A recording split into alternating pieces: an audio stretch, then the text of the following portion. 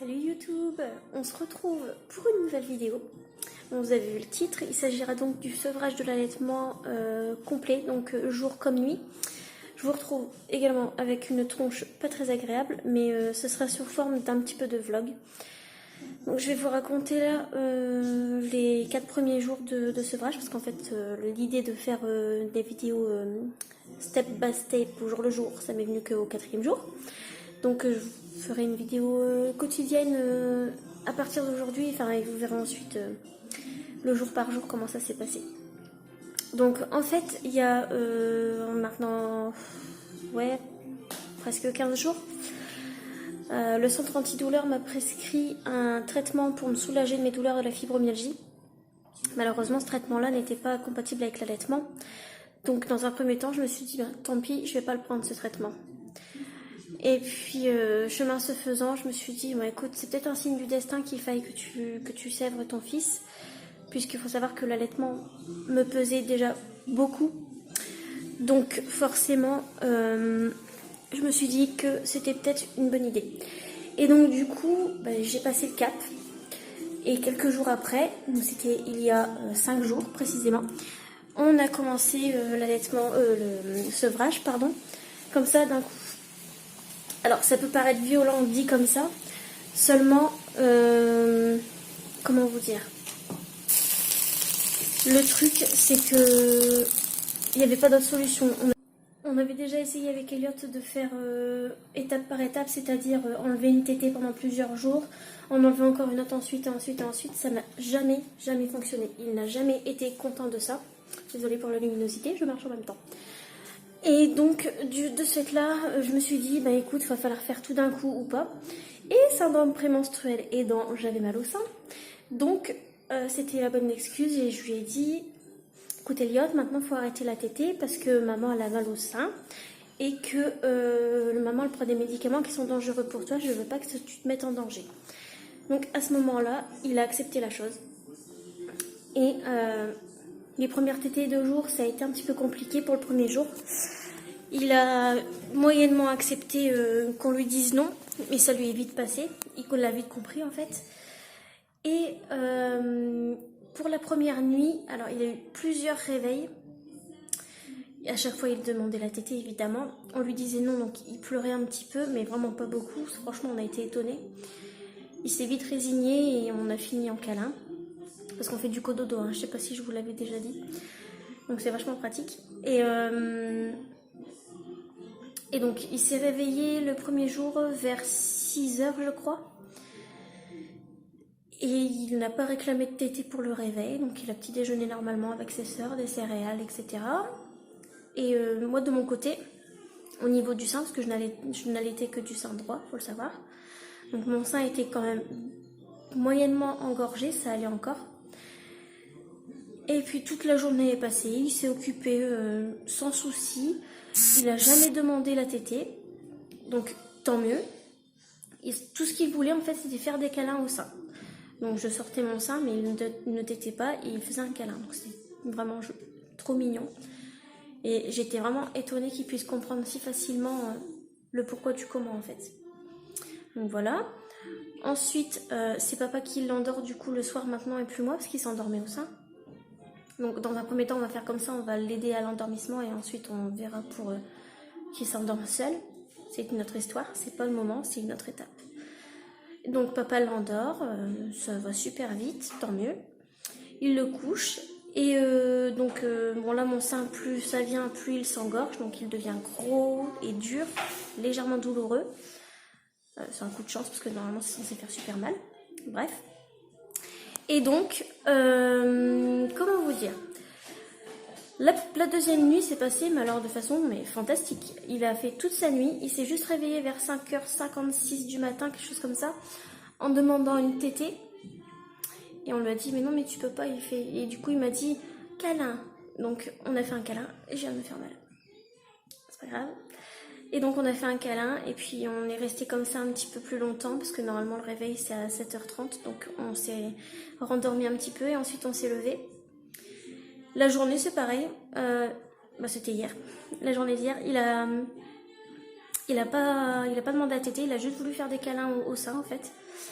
Et puis voilà, ça s'est super bien passé. Par contre, au niveau de ma poitrine, enfin de mon sein du coup, l'engorgement était vraiment beaucoup plus fort. J'ai dû faire quelques expressions manuelles, même si ça a tendance à stimuler, mais j'ai juste fait pour soulager la tension. J'ai pas complètement vidé mon sein. J'aurais mis trois quarts d'heure, sinon voilà, c'est pas pratique. Et puis, donc, il s'est rendormi hier soir avec papa. Donc voilà, j'arrête le récit complet pour l'instant à ce niveau-là. Je vous laisse regarder la suite pour le jour par jour et avec tous les détails des étapes. Voilà, bonne vidéo. Donc nous voilà pour le bilan du jour 5 avec la nuit précédente. Donc ça s'est pas trop mal passé la nuit. Il s'est réveillé pas trop tôt ni trop tard. C'est jamais trop tard. Il a pas réclamé de tétée. On a juste fait des câlins. Là, toute la journée, il n'a pas réclamé la tétée. Il a juste fait une fois un câlin à nu sur le sein qu'il tétait d'habitude. Et ça m'a provoqué une montée de lait. Donc, c'était moins fun à ce niveau-là. Mais sinon, en dehors de ça, l'engorgement s'estompe. Ce qui est cool, c'est que le message est monté au cerveau et que la glande de je ne sais plus quoi fait son boulot. C'est fantastique. Donc, je filme dans la salle de bain. Il y a tout le monde qui dort, sauf moi. En fait, Elliot est en train d'être endormi par son papa en ce moment. Et donc voilà, c'est tout pour le bilan d'aujourd'hui. Donc on se retrouve demain pour le bilan de la nuit qui vient et de la journée de demain. Voilà. Jour 6 du sevrage. Alors, la nuit précédente, Elliot s'est endormi relativement vite à 9h. 9h30, quelque chose comme ça. Toujours avec papa. La nuit s'est passée d'une traite. Il a fait tout le tour de l'horloge sans aucun réveil. Donc il s'est réveillé ce matin à 9h. Toute la journée, ça a été une journée classique comme si c'était un enfant qui n'avait jamais été allaité. Donc autrement dit, il n'a réclamé aucune tétée. Niveau sein, l'engorgement s'estompe vachement. Je ne suis pas encore revenue à la taille initiale, mais c'est en très bonne voie. J'ai pas mal, donc c'est ce qui compte. Par contre, là ce soir, il est exténué. Et du coup, sans le sein, je me rends compte que en fait, il est pas si accro que ça à moi. C'était plus au sein qu'il était accro. Et ça fait mal, je dois dire. Ça fait mal. Donc du coup, il me rejette. Et j'ai un peu de mal à accepter ça. Ce qui est normal, hein, vous me direz, mais bon, ça fait quand même bizarre. Parce qu'il est tout le temps collé à moi. On peut demander à n'importe quel proche, il vous dira ça. C'est un cucu-maman, comme on dit dans le Nord. Mais voilà, c'est vrai que c'est... Je le vis un petit peu beaucoup mal, ça. Et et aussi, c'est 6 jours après l'envoi du mail que j'ai eu une réponse de l'animatrice de la Lecce League. Mais c'est pas bien grave parce que je m'en suis sortie toute seule au final. Et puis, ces mots m'ont réconfortée aussi. Elle m'a dit que c'était un très beau cadeau que j'avais offert à mon fils de lui avoir donné 2 ans et demi d'allaitement, 2 ans et demi de nous, 2 ans et demi de lait. Et que franchement, c'était une merveilleuse expérience, une très belle aventure, et c'est vrai. Donc voilà.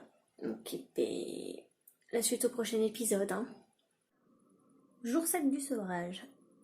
La nuit dernière s'est très très bien passée. Elliot s'est endormi très vite. Il n'a eu aucun réveil. Il s'est encore levé vers 9h. Donc c'est franchement parfait. En journée, 0 tété demandé. Il dit même ah, pas tété, pas tété. Donc c'est cool.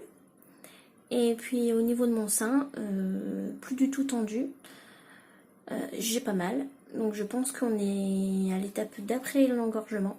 Donc c'est cool. Donc voilà, on se retrouve demain. Du coup, je vous ferai une vidéo demain pour vous dire comment ça s'est passé cette nuit et demain du coup. Et je pense qu'après, on arrêtera ce vlog sevrage du coup. Puisqu'il n'y a plus trop grand chose à dire. Donc voilà. Et je finirai la vidéo de toute façon par une conclusion avec ma façon de m'y prendre. Et puis le laps de temps que ça nous a pris. Et tous les détails adjacents, etc. etc. Voilà. Donc j'ai allaité en tout et pour tout Elliot 2 ans et 5 mois. Alors si vous avez vu mes précédentes vidéos, je pense que j'ai fait mention de mes autres allaitements, c'est-à-dire que j'ai pas allaité. En fait, ma fille aînée Anna, je l'ai allaitée 3 jours. J'étais j'allais dire extrêmement mal informée, mais en fait pas du tout informée sur les causes des crevasses, etc. Donc j'ai pas cherché plus loin. À l'époque, on vous donnait un médicament pour stopper la montée de lait. J'aurais bien voulu l'avoir cette fois-ci. C'est un autre sujet. Pour Isia, ma deuxième fille, j'étais pas plus informée malheureusement. J'ai pas cherché plus loin que le bout de mon nez, comme on dit. Et du coup, elle a eu le sein que 2 jours. Donc elles ont toutes les deux eu le colostrum, donc c'est génial. C'est quand même déjà pas mal. On va pas s'auto-flageller, ça sert à rien. Et donc, entre Isia et Elliot, je me suis ultra blindée d'informations sur l'allaitement. Ce qui fait que, du coup, j'ai pu pallier aux éventuels soucis, les positions, la prise au sein, tout ça, enfin tous les détails. Je vais pas en parler là parce que c'est un petit peu vaste comme sujet. Bref, il y a, voilà, on va dire, oui, 1 an, quand Elliot avait 1 an et demi donc, je ressentais déjà le besoin d'arrêter l'allaitement parce que il tétait à mon goût beaucoup trop, que retirer une tétée, ça ne servait à rien parce que dans les heures d'après, il me faisait le double de tétée à chaque fois. Donc c'était pas possible, c'était vraiment pas possible, il passait son temps au sein. Même avec la diversification, hein, il préférait moins manger ce qu'il y avait dans l'assiette et plus téter. Donc c'est pas une solution, même si ça le fait pas mourir de faim, la preuve il est vivant. Donc c'est que ça a marché.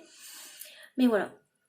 Et du coup, bon, j'ai pas cherché plus loin que ça, j'ai pas voulu insister, j'avais un manque de motivation, c'est certain. Et puis il était jeune quand même, je me suis dit autant attendre au moins les 2 ans quoi. Et donc depuis ces 2 ans là, en juillet dernier, on est en décembre 2019 là, je me disais ouais quand même, il va falloir le sevrer et tout. S'il est toujours autant accro au moment où il rentre à l'école, ça va pas être fun et tout, ça va être archi compliqué pour lui de faire son entrée et tout. Sa rentrée pardon. Donc voilà, je me suis lentement mais sûrement mis en tête que je le sèvrerais avant ses 3 ans. C'était comme ça dans ma tête, il n'y avait pas moyen, c'était comme ça. Et puis, il y a une quinzaine de jours, je vais à mon rendez-vous pour mésothérapie au centre antidouleur de Cambrai. Et de là, je pouvais pas faire ma mésothérapie parce que c'était trop sensible et elle voulait pas me piquer dans ces conditions. Et de là, elle m'a parlé du traitement lévocarnil. Donc elle m'a dit que c'était des hormones et des vitamines que les cyclistes prenaient pour doper leurs muscles, sauf que dans mon but à moi, c'était pas pour me doper, c'était pour aider mes muscles à se régénérer et avoir un peu plus de force. Parce qu'il faut savoir que avec la fibromyalgie, même si on a l'impression de tenir fermement un objet, il peut nous tomber des mains en fait. Et les jambes, c'est pareil. Je suis tombée déjà à plusieurs reprises avec Elliot dans les bras et je peux vous dire que c'est pas fun. Donc j'ai dit ouais, bah écoutez, je vais le prendre. Sans même penser à l'allaitement sur le coup, je me suis dit si je peux moins souffrir, c'est tout bénef. Et de là, donc j'ai visité le site Le Crat, j'ai regardé j'ai tapé le nom des molécules, je crois que c'est ça. Non, c'était pas des molécules, parce que c'est pas un médicament à proprement parler, mais ce qu'il y avait dans les fioles, en fait, c'était des petites fioles en verre. Et c'était pas compatible avec l'allaitement. Donc je me suis dit, tant pis, je le prends pas. Je passe outre le traitement, tant pis pour moi. Mais chemin se faisant donc, comme j'ai dit au tout début de la vidéo, je me suis dit, et puis non, si je peux moins souffrir, je vais le faire. Et puis il a eu suffisamment le sein selon moi. Donc tentons le coup, on va le sevrer. Comme je savais qu'avec lui, enlever une tétée et comme ça plusieurs jours et en enlever une autre plusieurs jours et ainsi de suite, ça fonctionnait pas. Donc j'ai décidé de faire ça radicalement, donc d'arrêter d'une heure à l'autre. Donc on s'est levé le matin, il a tété toute la matinée. À midi, j'ai décidé de prendre une fiole. Donc à partir de ce moment-là, donc juste après le repas, je lui ai dit tu peux plus téter parce que maman elle prend un médicament et c'est dangereux pour toi, donc je veux pas qu'il t'arrive quoi que ce soit. Ma foi, il a un petit peu ronchonné pour cette tétée-là, mais après franchement il a très très bien pris les choses. Donc c'est plutôt cool. Et donc du coup, en amont, il y a donc un an, je m'étais déjà renseignée sur ce que je pouvais faire pour baisser ma lactation, autrement que faire une tétée en moins à la fois. Donc je pouvais prendre de l'homéopathie, donc je prends ce que j'ai fait, 5 granules 3 fois par jour, c'était Ricinus communis en 30 CH, donc en haute dilution, parce que si vous prenez le 9 CH, ça va vous booster la lactation. Attention. Et donc j'ai fait ça, je me suis aussi fait une infusion de menthe, parce que la menthe, tout comme le persil, vous pouvez faire aussi avec le persil, ça a la réputation de couper le lait, entre guillemets. Ce que vous pouvez faire aussi, c'est faire des tisanes de sauge, mais ça se trouve pas facilement du tout. Et le moyen le plus radical, paraît-il, c'est les feuilles de chou vert, qu'on met directement dans le soutif pour... c'est une sorte de décongestionnant, je crois. Et ça enlève l'engorgement, ça détend le sein, et ça aide du coup à baisser la lactation. Donc, qu'en est-il là au bout d'une semaine de sevrage au niveau de ma poitrine? Donc, je n'allaitais que du sein droit, je crois que je vous l'ai dit plusieurs fois. Ce qui fait que j'étais comme ça, hein, clairement, j'avais ça d'espace entre mes seins à ce niveau-là, tellement c'était gonflé de lait. Et clairement, c'était pas agréable, mais pas douloureux quand même, pour autant, si on daignait ne pas m'écraser le sein, donc Elliot quand il dormait par exemple. Ça allait. Là maintenant, tout de suite, au moment où je vous parle, ça va. J'ai juste une douleur un petit peu à ce niveau-là, sur le côté gauche du sein. Donc j'ai le mamelon qui est là, donc à ce niveau-là du sein.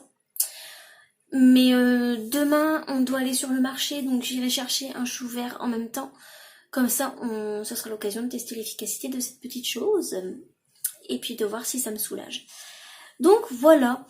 Il y a aussi d'autres homéopathies pour le sevrage, mais étant végétarienne, c'est une homéopathie pardon, qui est dérivée du lait de chienne. Donc je m'en suis passée, vous voyez. Donc voilà, j'espère que ce petit vlog sevrage vous aura été utile, que vous aurez aimé le regarder. Et puis si vous le souhaitez, n'hésitez pas à me suivre sur Instagram, c'est Capharnaüm, comme je sais pas où se trouve le logo, donc comme le logo, le nom, c'est ça, Capharnaüm.